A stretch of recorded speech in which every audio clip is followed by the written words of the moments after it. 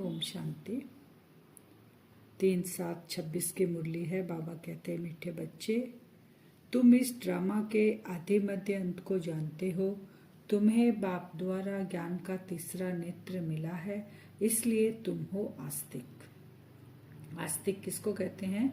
जो बाबा को पहचान लिए, जो बाबा को जानते हैं, वह है आस्तिक। हमने कैसे पहचाना? जब बाबा ने हमको तीसरा नेत्र दिया तब, क्योंकि ये दो आंखें तो हमेशा ही थी, लेकिन भगवान को नहीं पहचाना। तीसरे नेत्र से, ज्ञान के तीसरे नेत्र से हमने बाबा को पहचाना, आस्तिक बन गए और ड्रामा के आदि मध्य अंत को भी हमने जाना। प्रश्न है, बाप का कौन सा टाइटल धर्म स्थापकों को नहीं दे सकते हैं? उत्तर में बाबा है सतगुरु। किसी भी धर्म स्थापक को गुरु नहीं कह सकते, क्योंकि गुरु वह है जो दुख से छुड़ाए, सुख में ले जाए। धर्म स्थापन करने वालों के पीछे तो उनके धर्म की आत्माएं ऊपर से नीचे आती है, वह किसी को ले नहीं जाते। बाप जब आते हैं तो सभी आत्माओं को घर ले जाते हैं, इसलिए वह सभी के सतगुरु हैं। क्या टाइटल नहीं दे सकते? क्योंकि और जो धर्म स्थापक आते हैं, वो आने के बाद उनकी आत्माएं, जो धर्म की आत्माएं ऊपर से नीचे आती है, तब वो धर्म की स्थापना करते हैं। तो ले जाने का प्रश्न ही नहीं। फिर कोई भी देहधारी सबको ले जा नहीं सकते। बाबा है, शिव बाबा है निराकार, तो उनका अवतरण होता है। वो सभी आत्माओं के गुरु है, सतगुरु है। सबको, सभी आत्माओं को सदगति देंगे और साथ में लेकर जाएंगे। तो गुरु, सतगुरु का टाइटल किसी को भी नहीं दे सकते। गीत है, इस पाप की दुनिया से कहीं और ले चलो। आत्मा पुकारती है ना बाबा को, इतने दुख में हम पड़े हैं कि बाबा इस दुनिया से हमें निकाल कर ले चलो। ओम शांति। मीठे मीठे रूहानी बच्चों ने गीत की लाइन सुनी। यह पाप की दुनिया, बच्चे जानते भी हैं यह पाप आत्माओं की दुनिया है। कितना बुरा अक्षर है, परंतु मनुष्य यह समझ नहीं सकते हैं कि सचमुच यह पाप आत्माओं की दुनिया है। हम इसी दुनिया में रह रहे हैं, लेकिन ज्ञान का तीसरा नेत्र मिल गया तो हमें पता चल गया कि हम कितनी पाप की दुनिया में रह रहे हैं। ये दुनिया कैसी हो गई है, छिछी दुनिया हो गई है।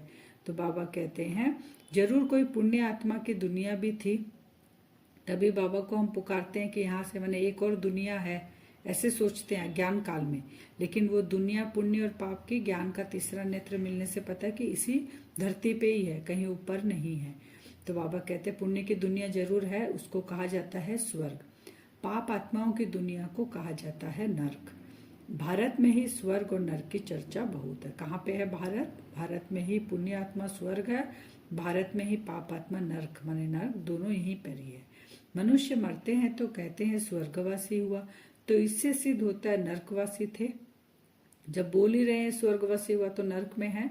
पतित दुनिया से पावन दुनिया में गया, परंतु मनुष्य को कुछ भी पता नहीं है, जो आता है सो बोल देते हैं, यथार्थ अर्थ कुछ भी नहीं समझते। बाबा कहते हैं ऐसा बोलते हैं कि स्वर्ग में गया, लेकिन स्वर्ग में नहीं गया। वो आत्मा वापस इस चोले को छोड़कर अपने संस्कारों अनुसार, अपने हिसाब किताब के अनुसार जो संस्कार लेके गई है, वो वापस इसी धरती पे आती है। इसी बाबा कहते हैं नर्क की दुनिया, पाप की दुनिया में उसको जन्म लेना पड़ता है। जब तक शिव बाबा नहीं आए तब तक कोई भी जा नहीं सकता। बाप आकर तुम बच्चों को तसल्ली देते हैं कि अब थोड़ा धीरज धरो, तुम पापों के बोझ से बहुत भारी हो पड़े हो। अब तुमको पुण्य आत्मा बनाए ऐसी दुनिया में ले जाते हैं जिसको स्वर्ग कहा जाता है। बाबा थोड़ा सा धीरज धरने के लिए कह रहे हैं कि ये अंत समय चल रहा है, अब ये अंत समय का कुछ समय बाकी है। तो बाबा कहते धीरज धरो, वहां न कोई पाप होगा न कोई दुख होगा, ऐसी दुनिया में चले जाएंगे। बाबा हमें धीरज दे रहे हैं, बस आने ही वाला वो समय जहाँ ना पाप है ना दुख है। बच्चे थोड़ा धीरज धरो, आज यहाँ है, कल अपने शांति धाम सुखधाम में जाएंगे। अभी यहाँ पर है, आत्मा शरीर छोड़ेगी, छोड़कर पहले अपने घर शांति धाम, फिर बाबा कहते हैं सुख की दुनिया में आ जाएंगे। तो बाबा एग्जाम्पल दे रहे हैं, जैसे बीमार मनुष्य थोड़ा ठीक होने पर होता है तो डॉक्टर धीरज देते हैं, जल्दी से तुम बहुत अच्छे हो जाएंगे। अब यह तो है बेहद का धीरज। बाबा हमको क्या दे रहा है? बेहद का धीरज। सभी आत्माओं को बाबा धीरज दे रहा है। सभी आत्माओं को बाबा को यहाँ से लेकर जाना है, इस दुख की दुनिया से, दुख से लिबरेट करना है बाबा को।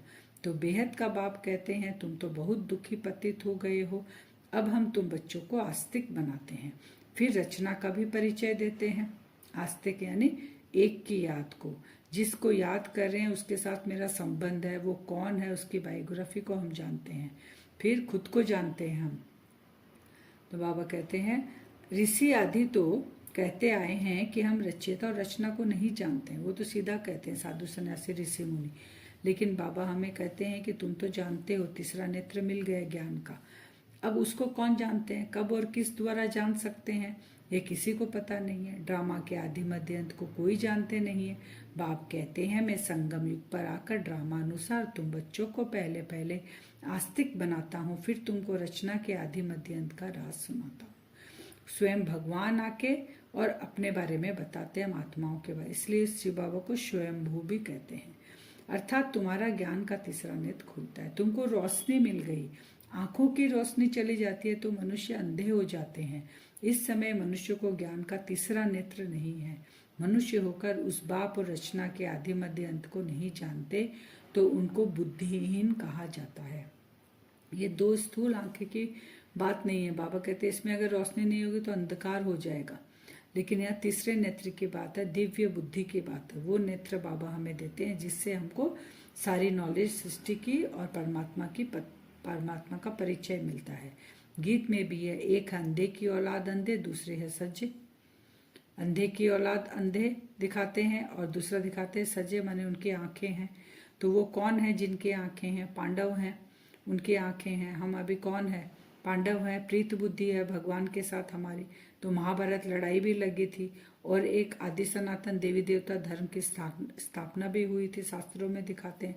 तो वो लड़ाई अभी हो रही है, किसकी हो रही है, संस्कारों की लड़ाई, आपस में युद्ध चल रही है। हमें दिव्य बुद्धि मिली, श्रीमत मिली, आत्मा के गुणों की पहचान मिली कि आत्मा 7 गुणों से भरपूर है और जो रावण के संस्कार है उसके साथ युद्ध चलती है, विजय हमारी होती है क्योंकि हम बाबा के बच्चे हैं, बाबा से गुण और शक्तियां लेते हैं। तो बाबा कहते हैं विजय फिर तुम्हारी होती है क्योंकि तुम राजयोग सीख रहे हो।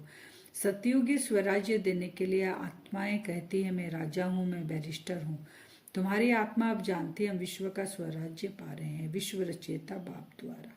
वो हद की है बैरिस्टर इंजीनियर, लेकिन अब बेहद का क्या है, विश्व का राज्य पा रहे हैं। यह है बेहद का नॉलेज। वह कह देते हैं ब्रह्म ही भगवान है। कितना फर्क है, ब्रह्म तो तत्व है, जैसे आकाश तत्व है वैसे ब्रह्म भी तत्व है। जहाँ हम आत्माएं और परमपिता परमात्मा निवास करते हैं उनको स्वीट होम कहा जाता है। बाबा कहते हैं वो सब किसको याद करते हैं, ब्रह्म को याद करते हैं और ब्रह्म को ही भगवान मान लिया। कहते हैं ब्रह्म ही भगवान है, लेकिन बाबा कहते हैं वो तो तत्व है, घर है, रहने का घर है हमारा आत्माओं का। तो जैसे आकाश तत्व वैसे ब्रह्म भी एक तत्व है। जहाँ आत्माएं परमपिता परमात्मा निवास करते हैं उनको स्वीट होम कहा जाता है। वो योग लगाते हैं घर से तो प्राप्ति भी नहीं होती। तो आत्मा अविनाशी है, ये ड्रामा भी बना बनाया अविनाशी है। इस ड्रामा के कितने एक्टर्स हैं, अभी है संगम युग जबकि सभी एक्टर्स हाजिर है। नाटक पूरा होता है तो सब एक्टर्स, क्रिएटर आदि सब आकर हाजिर होते हैं। वो ड्रामा भी हम देखते हैं ना, नाटक देखते हैं तो उसमें क्या होता है, जिसका जैसे रोल है पार्ट बजाते हैं, लेकिन लास्ट में पर्दा गिरने के पहले जितनी भी आत्माओं ने पार्ट बजाया सारी आत्मा एक साथ इकट्ठी हो जाती है और उसका क्रिएटर डायरेक्टर भी इकट्ठा होता है, उसके बाद ही नाटक खत्म होता है। तो यहाँ पर भी ऐसे ही है, सारी जो परम धाम में आत्माएं हैं सारी यहाँ अभी पार्ट बजाने आएगी, हाजिर होगी और बाबा भी अभी आया हुआ है तो ये नाटक खत्म होगा। इस समय ये बेहद का ड्रामा भी पूरा होता है, फिर रिपीट होना है। उन हद के नाटकों में चेंज हो सकती है, ड्रामा पुराना हो जाता है, यह तो बेहद का ड्रामा अनादि अविनाशी है। हद के नाटक को थोड़ा बहुत चेंज कर सकते हैं लेकिन इसको नहीं कर सकते। बाप त्रिकालदर्शी त्रिनेत्री बनाते हैं। देवताएं कोई त्रिकालदर्शी नहीं होते हैं, न शूद्र वर्ण वाले त्रिकालदर्शी होते। त्रिकालदर्शी त्रिनेत्री कौन है, हम ब्राह्मण हैं। परमात्मा आकर हमें त्रिकालदर्शी त्रिनेत्री बनाते हैं। देवताओं को नॉलेज ही नहीं रहती है कि वो ये प्रारब्ध कैसे पाए, बस प्रारब्ध जो लेके जाते वो रहते हैं और आत्म स्थिति में रहते हैं। शूद्र वर्ण वाले को भी त्रिकालदर्शी नहीं कहेंगे। त्रिकालदर्शी तो सिर्फ तुम ब्राह्मण वर्ण वाले हो, जब तक ब्राह्मण न बने तब तक तीसरा नेत्र ज्ञान का मिल न सके। हम शूद्र ही ब्राह्मण बने हैं, लेकिन जब तक ब्राह्मण नहीं बने तब तक तीनों कालों को नहीं जान सकते। अब तुम बच्चों को सबका अब तुम बच्चों को सबको यह कहना है कि शिव बाबा आया है, उनको याद करो। हमारा काम अभी क्या है, परमात्मा धरा पर आया हुआ है, ये हम सबको परिचय देंगे। बाबा आया हुआ है, बाबा को याद करना है। श्रीमद् भगवत गीता है सर्वोत्तम शास्त्र, आदि सनातन देवी देवता धर्म का शास्त्र। गीता क्या है, आदि सनातन देवी देवता धर्म का शास्त्र है। यह भी बाबा समझा रहे हैं। मुख्य धर्म शास्त्र है ही 4, और जो धर्म वाले हैं वह आते ही हैं सिर्फ अपने धर्म की स्थापना करने, राजाई आदि की बात नहीं। वो आते हैं द्वापर युग से, तब राजाई विश्व की राजाई की तब बात नहीं है, तब 2 हो जाता है, धर्म सत्ता और राज्य सत्ता। तो वो आते हैं द्वापर में। तो बाबा कहते हैं वो खाली धर्म स्थापन करते हैं। 4 धर्म है, एक है आदि सनातन देवी देवता धर्म, फिर इस्लामी, बौद्धि और क्राइस्ट। एक शिव बाबा ही सर्व का सदगति दाता है। पुकारते भी एक राम को है, शिव बाबा को भी राम कहते हैं। बहुत भाषाएं हैं तो नाम भी बहुत रखती हैं। असूल नाम है शिव, उनको सोमनाथ भी कहते हैं। सोमरस पिलाया अर्थात ज्ञान धन दिया, बाकी पानी आदि की तो बात ही नहीं। शिव बाबा ही सदगति दाता है और कोई नहीं कर सकता। शिव बाबा को राम भी कहते हैं, निराकार राम। सारी सीताएं क्या है, जितनी भी आत्माएं हैं वो सब सीता है ना, तो इसीलिए वो एक निराकार राम को पुकारती है कि रावण के चंगुल से उनको छुड़ा कर ले जाए, जो 5 विकारों के चंगुल से। फिर बाबा कहते हैं उसको सोमरस पिलाते हैं, इसलिए उनको सोमनाथ भी कहते हैं। वो सोमरस पिलाकर बाबा हमें पतित से पावन बनाकर साथ ले जाते हैं। बाकी पानी आदि में डुबकी लगाने से पावन नहीं बन सकते। बाबा कहते हैं एक साथ से अनेक नदियां निकलती है, एक सागर से अनेक नदियां निकलती है। अभी तुम संगम पर हो, उस समय ये सारी धरती रावण का स्थान है। सिर्फ एक लंका नहीं थी, सारी धरती पर रावण का राज्य है। अभी क्या चल रहा है, लंका क्या है? बाबा कहते हैं पूरी धरती लंका है, जिस पर किसका राज्य चल रहा है? अभी रावण का। हर मनुष्य आत्मा में रावण की प्रवेशता है। राम राज्य में बहुत थोड़े मनुष्य होंगे, यह सिर्फ अभी तुम्हारी बुद्धि में है। राम राज्य यानी स्वर्ग में। बाबा ने समझाया है 3 धर्मों की स्थापना करता हूँ। बाबा कौन से 3 धर्म की स्थापना करते हैं? ब्राह्मण बनाते हैं, और फिर देवता, प्रारब्ध में और क्षत्रिय, फिर वैश्य शूद्र वर्ण में, और सभी आकर वैश्य शूद्र बाबा नहीं स्थापन करते हैं, अपना अपना धर्म स्थापन करते हैं आकर। बाकी अनेक धर्मों का विनाश भी कराते हैं। भारत में त्रिमूर्ति का चित्र भी बनाते हैं, परंतु उसमें शिव का चित्र गुम कर दिया है।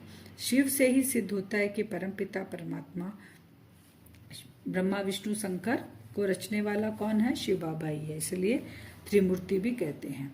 तो स्थापना, विनाश और पालना का कार्य बाबा करण करा अवनहार होकर उनसे कराते हैं। यहाँ बाबा कहते हैं यहाँ विकर्म ही होता है, क्योंकि रावण का राज्य है। सतयुग में 5 विकार होते नहीं, एक एक बात समझने की है और सेकंड में समझाई जाती है। बाबा कहते हैं यहाँ पे जो भी कर्म करते हैं हमारे क्या है? कर्म विकर्म बन जाते हैं, लेकिन सतयुग में हमारे कर्म अकर्म बन जाते हैं, क्योंकि वहाँ विकार की बात नहीं। ओम का अर्थ बाबा बता रहे हैं, विस्तार से समझाते हैं। बाप कहते हैं ओम माना अहम आत्मा और यह मेरा शरीर। कितना सहज है। ओम का मतलब बाबा ने समझाया, मैं आत्मा और ये मेरा शरीर। बाप कहते हैं तुम सब पार्वतियां हो। शिव बाबा तुमको अमर कथा सुना रहे हैं अमर बनाने के लिए। शिव बाबा एक पार्वती को नहीं सुना रहे, सारी आत्माएं पार्वती है। पार्वतन की रहने वाली है, परम धाम की रहने वाली यहाँ पाठ बजा रही है। तो अमरनाथ आकर हमें अमर कथा सुना रहे हैं कि तुम यहाँ की नहीं हो, तुम वहाँ की रहने वाली हो, यानी तुम परम धाम की रहने वाली हो।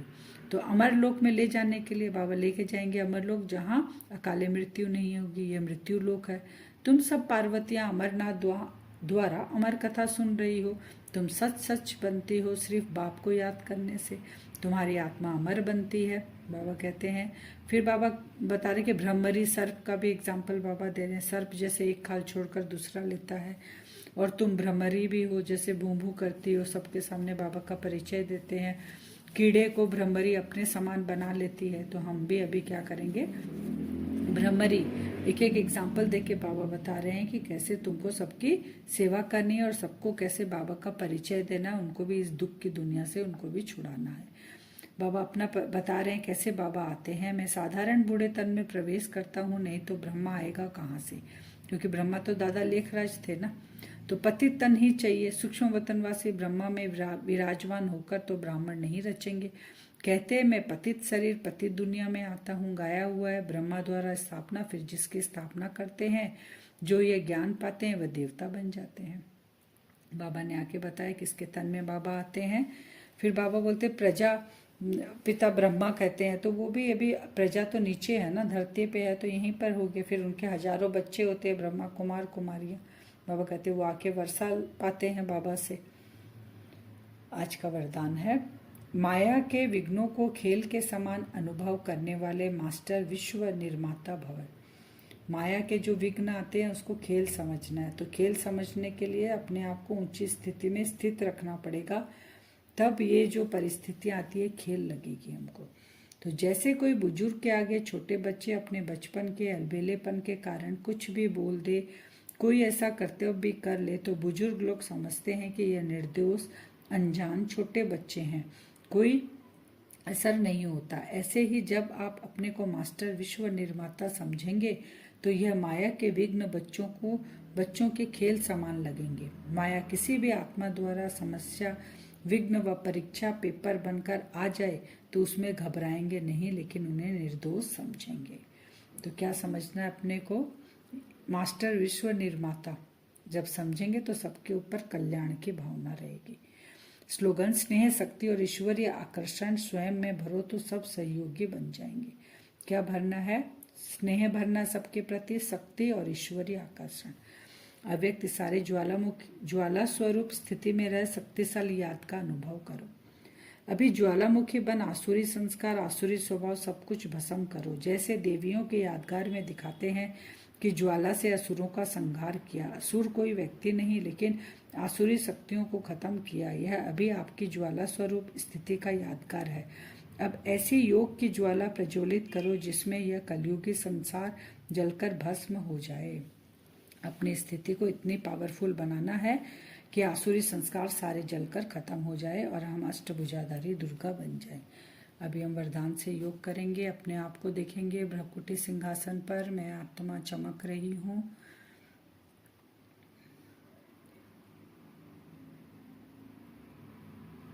देखें भ्रकुटी सिंहासन पर बिंदु स्वरूप में आत्मा, तीनों कालों को जानने वाली, त्रिकालदर्शी,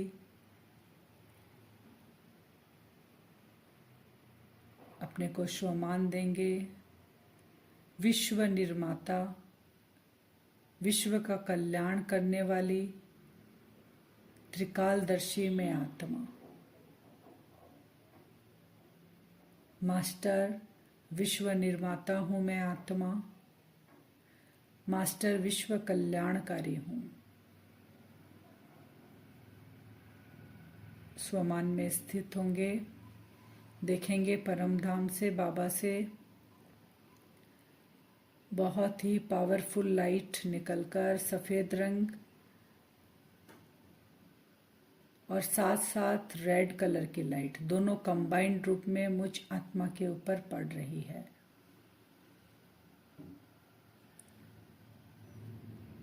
शक्तियों की रेड कलर की लाइट और सफेद रंग की लाइट,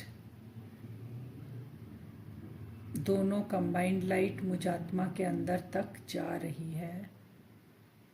अपने आप को वो ऊंची स्टेज पर ले जाएं, यानी ऊंची स्थिति में स्थित हो जाएं। अपनी उस श्रेष्ठ स्थिति में स्थित हो जाएं कि हम किसके बच्चे हैं और मुझ आत्मा का क्या कार्य है और क्या जिम्मेवारी है, उस स्थिति में स्थित हो जाए। बाबा से शक्तियाँ और गुण भरपूर करें अपने अंदर। देखें वो कंबाइंड स्वरूप की सफ़ेद और लाल लाइट अंदर जा रही है। अब इस स्टेज में, इस एक्टिंग में, इस ड्रामा में जो भी मेरे सामने माया का पेपर आता है या माया की कोई भी सिचुएशन आती है, उसको साक्षी होकर देखेंगे, खेल होकर देखेंगे।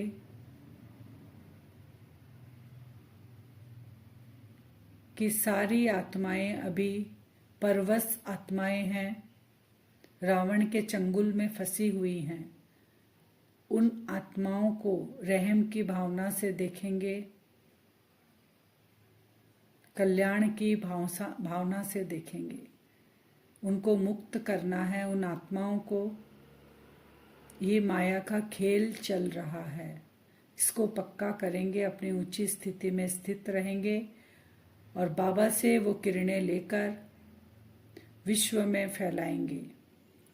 देखेंगे चारों ओर ये बाबा की पावरफुल लाइट फैल रही है। आत्माएं माया से मुक्त हो रही है, रावण के चंगुल से, उन जंजीरों से मुक्त हो रही हैं आत्माएं।